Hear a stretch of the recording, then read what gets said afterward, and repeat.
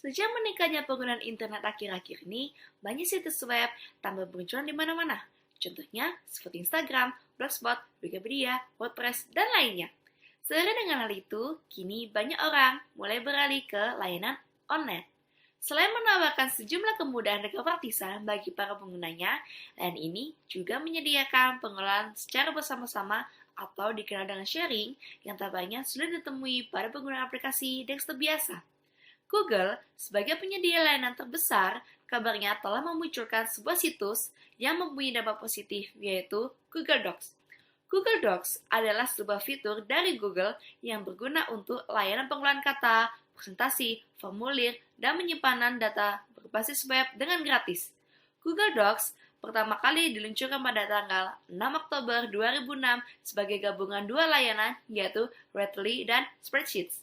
Google kini telah memperluas jumlah bahasa asing yang didukungnya dengan 29 bahasa yang baru, sehingga keseluruhan telah mencapai 34 bahasa. Awal mula Google Docs berasal dari dua produk terpisah, Readly dan Google Spreadsheets. Readly adalah web berbasis pengelolaan kata yang dibikin oleh perusahaan software Upstartle dan diluncurkan pada Agustus 2005. Sedangkan Spreadsheets diluncurkan sebagai Google Labs Spreadsheets pada tanggal 6 Juni 2006 berasal dari akuisisi dari produk XL2Web oleh 2Web Technologies. Fitur Azure Tree termasuk kolaborasi editing text dan control access, menu, shortcut keyboard, dan kotak dialog mirip-mirip dan sesuai dengan harapan kita sama dengan pengelolaan data desktop seperti Microsoft Word dan OpenOffice.org Writer. Google Docs dapat digunakan melihat dan mengedit dalam modus offline menggunakan Google Gears. Sharon Schaefer, sebagai software engineering di Google, mengungkapkan kalau pihaknya baru saja melakukan tambahan dukungan bahasa baru sebanyak 29 bahasa, termasuk bahasa Eropa yang paling banyak dipakai, bahasa Rusia, bahasa Chinese, Simplified, dan beberapa bahasa Asia lainnya. Dan pada halaman upload, ketika pengguna akan mengupload file, di situs akan ditampilkan daftar lengkap bahasa yang akan digunakan. Setiap situs pasti mempunyai kelebihan dan kekurangan, masing-masing yang sama seperti hanya Google Docs. Google Docs memiliki kelebihan yaitu mudah digunakan, keamanan data, tersedia beragam template, dapat diakses dimanapun, free, dan inovatif. Google Docs juga mempunyai kelemahan, yaitu harus menggunakan koneksi internet, terlebih dahulu harus dikerjakan secara online. Di dalam Google Docs mempunyai banyak sekali fitur-fiturnya, yaitu seperti kemudahan berbagi, autosave, terintegrasi dengan Google Drive. Halo, nama saya Zendika. Di sini saya akan menjelaskan tentang fungsi dari voice typing pada Google Docs. Saya akan tunjukkan caranya. Pertama, kita lihat di sebelah sini ada alat, lalu kita klik. Di bagian ini terdapat gambar mic yang menjadi simbol voice typing. Untuk itu kita klik, lalu akan muncul di sebelah kiri. Mungkin kalau Anda mengklik pertama kali, di sebelah sini akan muncul bahasa Inggris. Silakan Anda ganti menjadi bahasa Indonesia dengan cara diklik, lalu cari bahasa Indonesia, lalu klik. Lalu dia akan menerima suara atau inputan bahasa Indonesia. Lalu untuk menggunakannya, Anda bisa mengklik bagian mic di sini. Lalu Anda bisa bicara dan akan muncul pada lembar kerja Anda. Saya akan mencontohkannya sebagai berikut.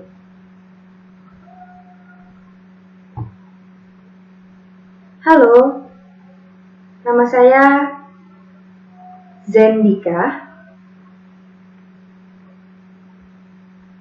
Kurang lebih seperti itu. Jika sudah selesai, bisa diklik lagi. Lalu dia akan kembali kepada tampilan yang sebelumnya. Lalu inputan Anda akan muncul di lembar kerja Anda. Itu fungsi yang pertama. Lalu, selain itu, kelebihan dari Google Docs itu dia bisa autosave. Saya akan mencontohkan, misalnya saya memberi inputan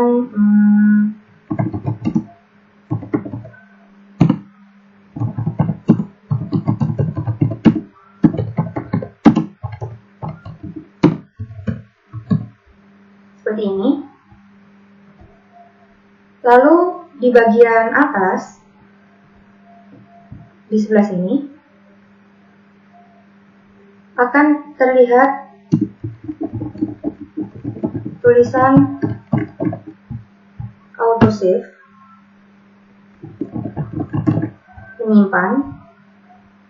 Jadi, seandainya terjadi kerusakan atau laptop atau PC Anda tiba-tiba restart atau tiba-tiba mati, tenang saja, data Anda tidak akan hilang karena Google Docs memiliki fungsi autosave. Setiap inputan yang Anda masukkan, dia akan secara otomatis menyimpan perubahan tersebut. Setelah itu, jika Anda sedang melakukannya bersama teman-teman Anda, sedang melakukan pekerjaan atau sedang melakukan kerja kelompok, yang pasti Anda akan bingung di mana letak perubahan yang terjadi pada dokumen Anda. Tapi jangan khawatir, di Google Docs ada namanya di sini, semua perubahan disimpan di Drive. Di bagian sini, Anda akan bisa melihat perubahan yang terjadi pada dokumen Anda. Saya akan contohkan dengan mengklik bagian ini. Lalu revisi Anda akan terlihat di bagian sini. Jika Anda ingin tampilan yang lebih rinci, silakan klik di sebelah sini.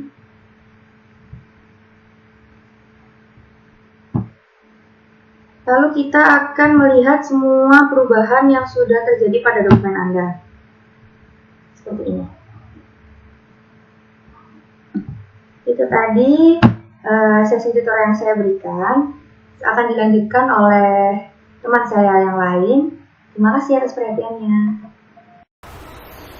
Oke, bersama saya di sini Novaliza. Di sini saya akan memberikan tutorial mengenai Google Docs. Jadi Google Docs ini kan juga memiliki banyak sekali fitur-fitur yang diberikan oleh Google sendiri.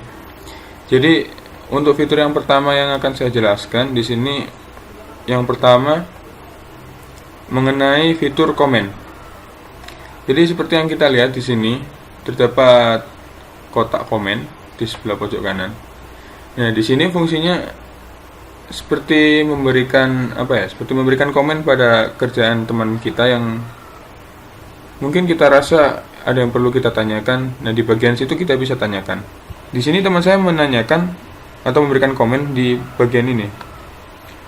Nah, bila ada teman kita yang sudah memberikan komen pada salah satu bagian di dokumen kita, di sini kita bisa menanggapinya. Sebagai contoh, nah, kita bisa memberikan tanggapan dari komen yang telah teman kita berikan. Begitu. Untuk tampilan sendiri, untuk setiap teks yang telah diberikan komen, di sini terdapat warna yang berbeda. Jadi secara otomatis teks yang telah diberikan komen memiliki warna yang berbeda. Nah, apabila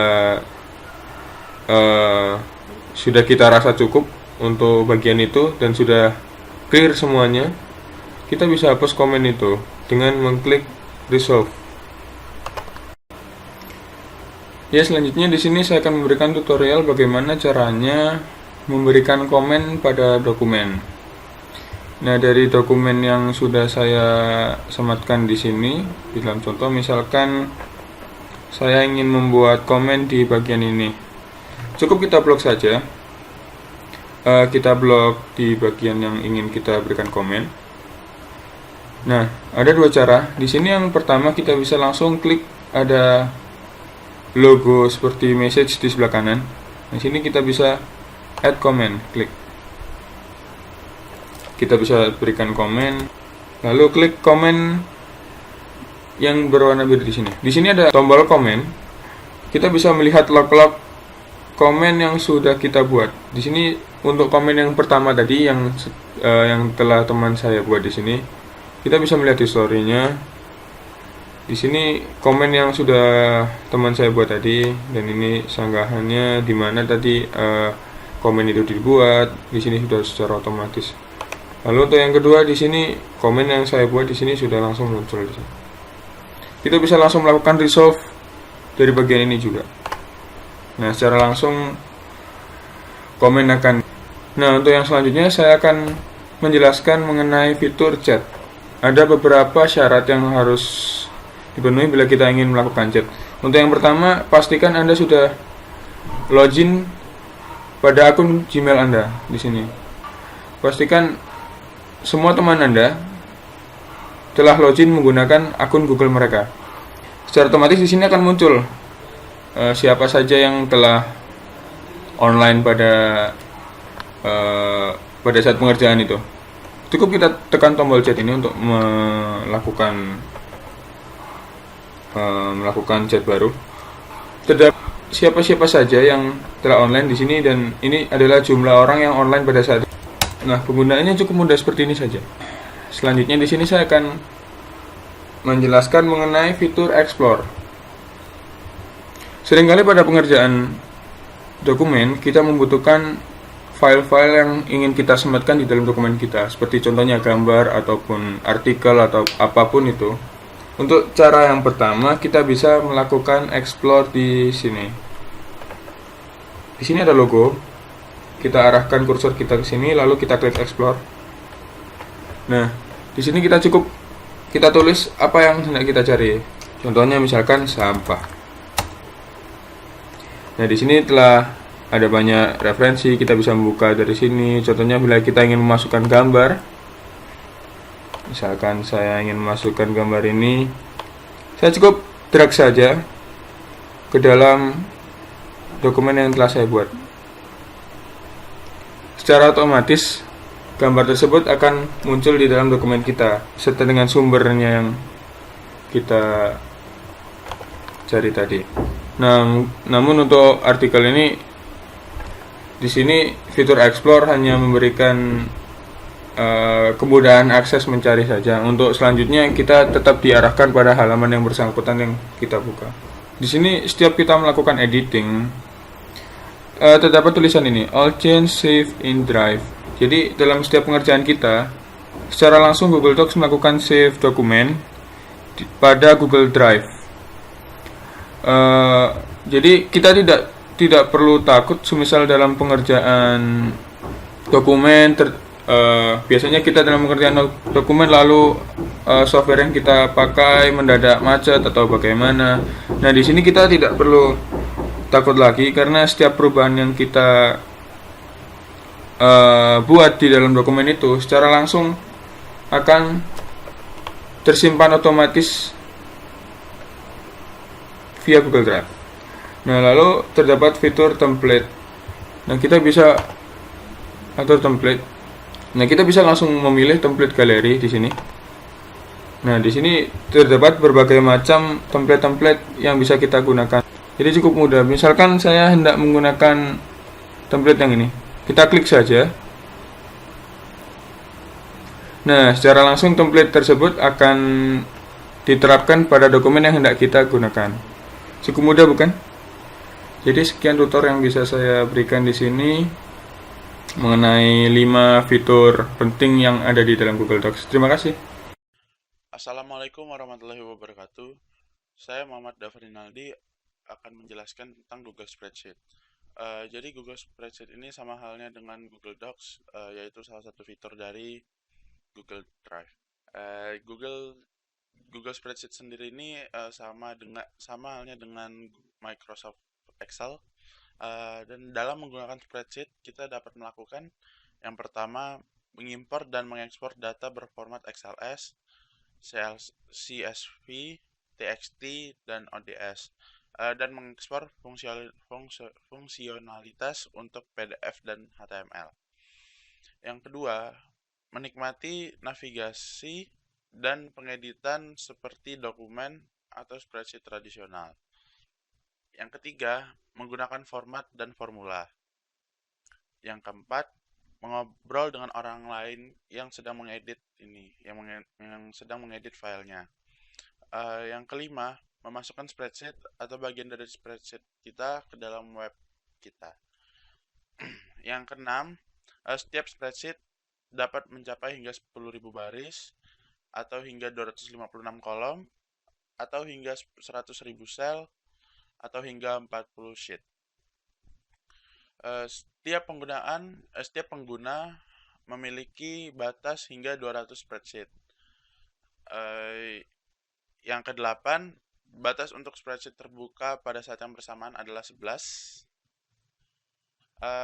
Yang kesembilan, dapat mengimport spreadsheet hingga mencapai 1 MB dalam format XLS, CSV, ODS, TXT, TSV, dan sebagainya.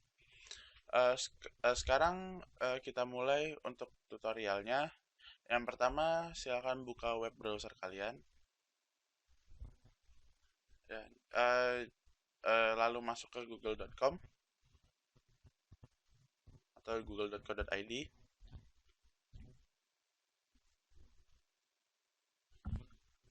Ya. Kemudian cari Google Drive.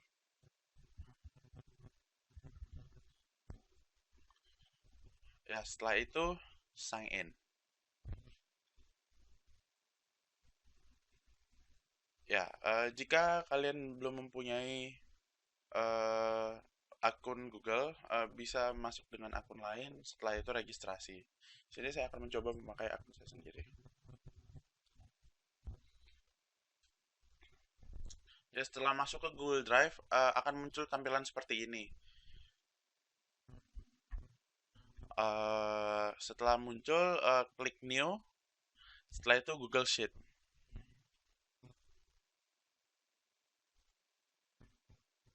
Ya, setelah muncul Google Sheet akan muncul tampilan seperti Google Excel seperti biasanya. Ya, seperti biasanya di sini ada tombol file ya, sama seperti Google, sama seperti Microsoft Excel. Ya, ini bisa dilihat semua fungsionalnya di Google Sheet.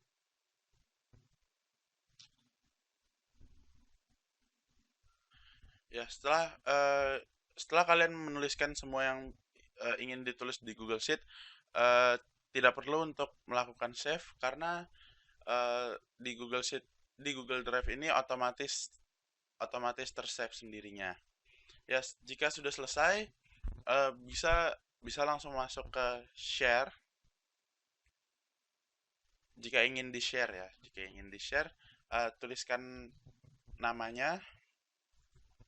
Misalnya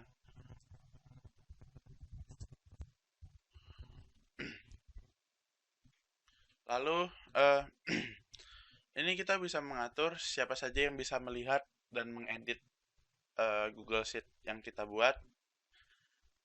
Di sini saya mencantumkan private dan only you can access. Berarti cuma saya yang bisa mengaksesnya. Tapi di sini kita mempunyai pilihan lain, yaitu bisa public on the web, bisa anyone with the link, atau specific people. Nah, jika kita mencet public on the web, lalu save. Jadi jika seperti ini, semua orang yang mempunyai akun Google bisa melihatnya dengan mencarinya. Pencet done, dan ya telah tershare punya kalian, file kalian dengan tadi ada linknya di sini. Mungkin sekian dari saya. Bila ada kekurangan dan salah kata, saya mohon maaf. Wassalamualaikum warahmatullahi wabarakatuh. Baik, Assalamualaikum warahmatullahi wabarakatuh. Dan sekarang Anda bersama saya, Muhammad Kemal, yang akan memandu tentang Google Slides. Jadi kita akan mempelajari tentang bagaimana menggunakan Google Slides dan penerapannya dalam kasus nyata. Dengan cara Anda bisa langsung mengklik blank, atau juga Anda bisa memilih beberapa pilihan template yang sudah tersedia dan Anda tinggal mengisi dengan konten yang Anda miliki.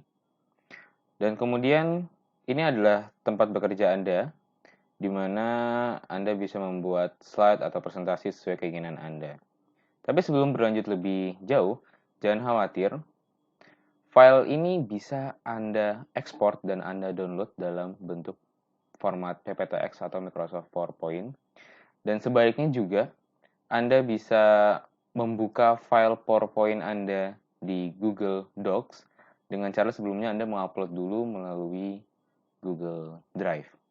Nah, selain itu, Anda juga bisa memanfaatkan tombol share button dan Anda bisa memanfaatkan ini sehingga Anda bisa melakukan editing secara kolaboratif yang Anda bisa juga sesuaikan tingkat aksesnya. Dengan cara klik Get Shareable Link, dan siapapun yang memiliki link yang di blog ini, maka Anda bisa memilih, mungkin anyone with link can edit, berarti semua yang bisa memiliki, atau semua yang memiliki linknya bisa mengedit, dan anyone with link can comment, semua yang memiliki link hanya bisa mengkomen.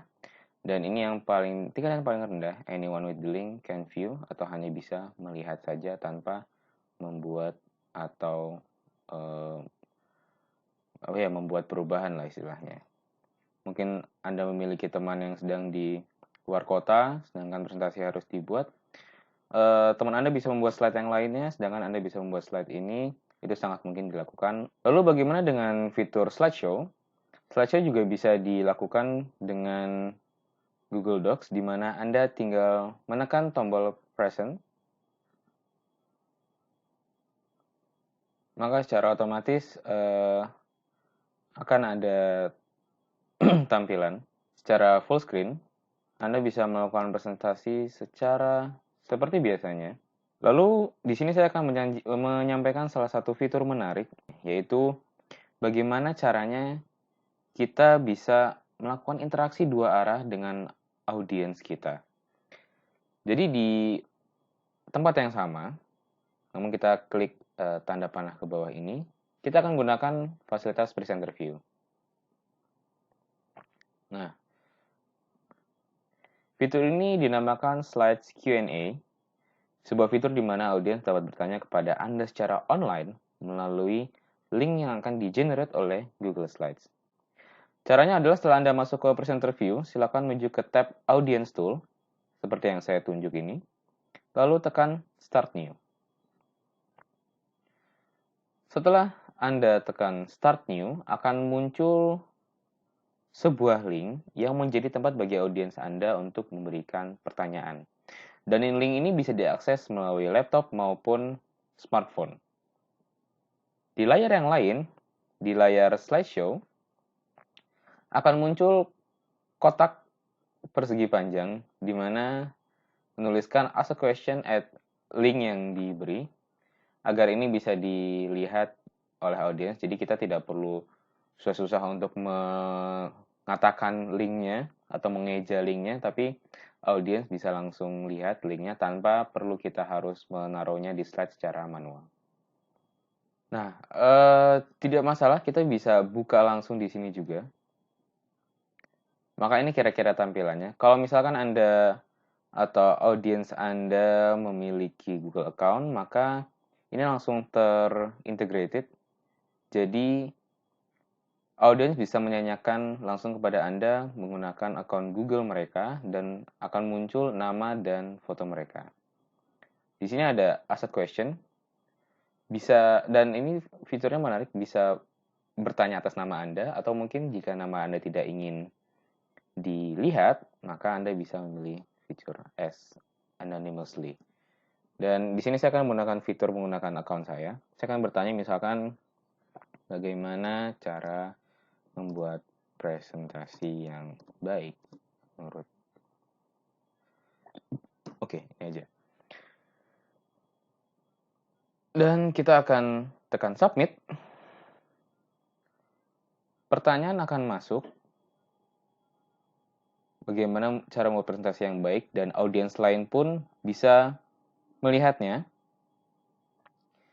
Serta mereka juga bisa memberi vote. Bisa vote thumbs up vote, atau down vote. Vote ini berguna agar Anda bisa lebih tepat dalam menentukan mana pertanyaan yang mau Anda jawab dengan bantuan dari audiens. Lalu di sini hal menarik lainnya bahwa Anda bisa lihat bahwa di presenter view Anda, pertanyaan dari audiens sudah masuk. Lalu ketika Anda ingin menjawab pertanyaan tersebut, dan Anda bisa melakukan hal ini di mana Anda bisa menyajikan pertanyaan langsung di layar slideshow. Kira-kira seperti ini. Sehingga pertanyaan dan siapa yang menjadi penanya bisa terlihat oleh semua audiens. Jika sudah, Anda bisa meng-hide lagi dan Anda bisa kembali ke layar presentasi Anda sebagaimana semulanya. Dan jika sudah, Anda juga bisa mematikan link tadi. Dan dengan demikian audiens atau sesi tanya jawab audiens bisa ditutup sehingga Anda bisa mengkontrol sendiri sesi presentasi Anda.